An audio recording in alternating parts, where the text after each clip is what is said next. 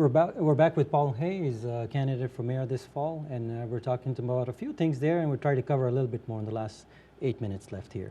We were talking about the image, more or less, of because of the few incidents there. We took a lot of flack, and the DOJ was in the city. I know these are legitimate issues there that I know that concerned you because you were in APD office so many years. Do you feel that there is a public relations problem as far as the APD, and how would you fix that? Oh, absolutely. You never hear about the good officers, do you? All you do is hear about the alleged bad or the bad. Mm-hmm. You never hear about the good. An officer that used to work for me, I bumped into him and he told me, he said, "Hey, Sarge," everybody still calls me Sarge, I've lost my name.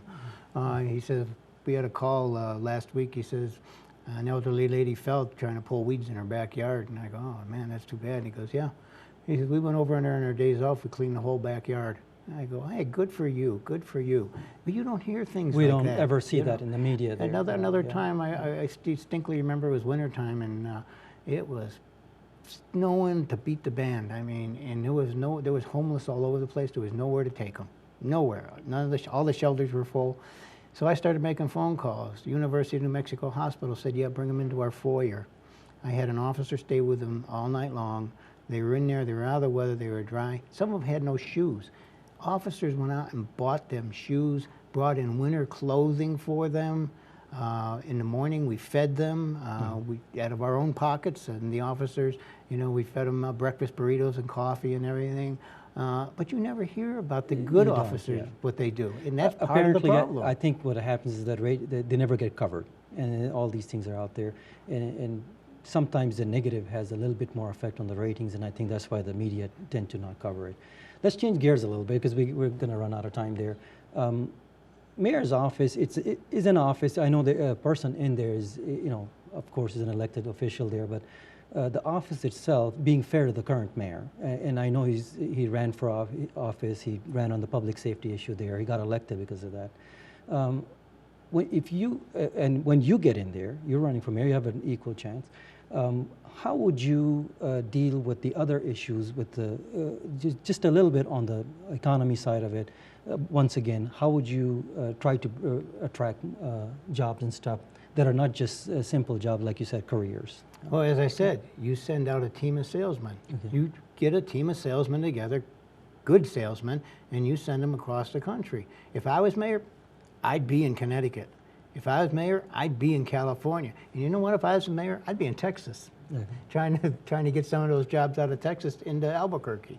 There is no reason we shouldn't have it. We have an international airport. We have trucking. We have rail. We have the two main interstates in the nation crossed right in the middle of our city. There is no reason that we can't pick up our economy. But as I said, you can't wait for them to come to you. Do you feel the current mayor has done, and we're trying to be fair to him, when you look, put the politics aside, he is a person, he's a nice person from what I hear. I've never really met him, but do you feel that he took a lot of flack for things that didn't get done on his watch? And if you were in that position, would you go on a public relations sort of offensive there to clear that whole atmosphere as far as bringing jobs to the state and stuff? Which is a pretty difficult task considering the economy is in such a... It's a difficult task, but it's a doable task. And what I say I'm going to do, I'm going to do. I'm going to go after careers to come into Albuquerque, New Mexico. That's what I'm going to do. You're going to focus on the larger corporations. I'm going to focus on the large corporations to come in here. Hey, small business is welcome, but everybody's fleeing the city, and small businesses are closing up one after another, after another, after another. Everybody's welcome, but I need an industrial base here, and Kirtland Air Force Base. Don't forget they were on the chopping block before. Correct. Under sequester. What if they close them? Now, how do you attract corporations without losing the tax revenue? Because if you give them tax incentives, and they go look at those tax incentives, say that's great, but then it doesn't help us in the long run. So how do you do that without sacrificing the tax? You probably have to sacrifice some of the tax incentives. In the short term? In the short term, yeah, absolutely. Do whatever is necessary to attract them into the city. Many of these corporations, once they come into a city, they take over that city. They get very involved into the community and become part of that community, and that's what we need. I mean, we have call center after call center after call center here. call centers don't cut it as a career. don't, I mean, it's a job, yes, but it doesn't cut it as a career. After, remember when Intel came in, it was such an influx of jobs at that time.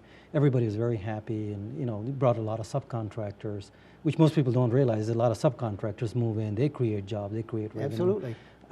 Boeing was looking for a home one time, and we lost them. Yeah. I think JetBlue just came in through the mayor. So you're talking about business of that sort. Right? Business, absolutely. Larger Business, businesses. large business. So, and as I say, if small businesses want to come here and they want to start, absolutely, positively, you're more than welcome. But with small business, normally it's minimum wage type pay for people and no benefits. Correct. And people of Albuquerque deserve better. And we can do better. I don't want to hear about Texas anymore. I've heard Texas, Texas, Texas, Texas. I want people talking about Albuquerque, Albuquerque, Albuquerque, Albuquerque. I want to be known, I want this city to be known as the comeback kid. And I want everybody in the nation to, hey, did you hear about Albuquerque? Wow, look what Albuquerque's done. Wow, look at the economy in Albuquerque. Wow, wow, wow.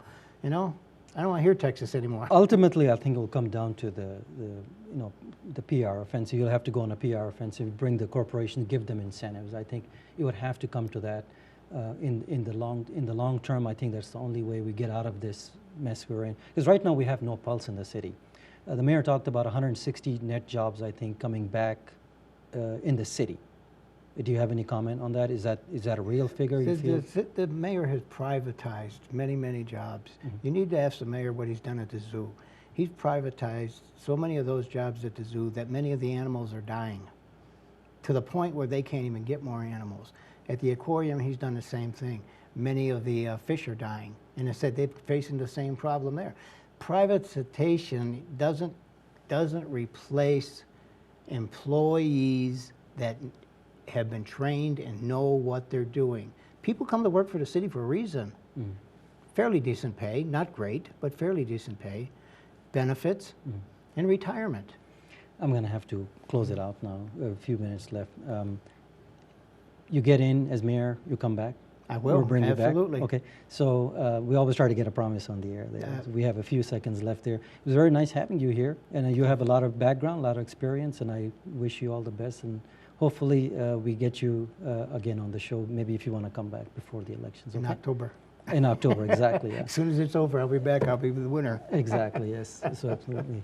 Okay, we're basically out of time here, and we'll see you next week. That was Paul Heh's candidate for mayor, and he'll be on the ballot this year. Thank you for coming in. Thank you for having me. Appreciate it. Appreciate it.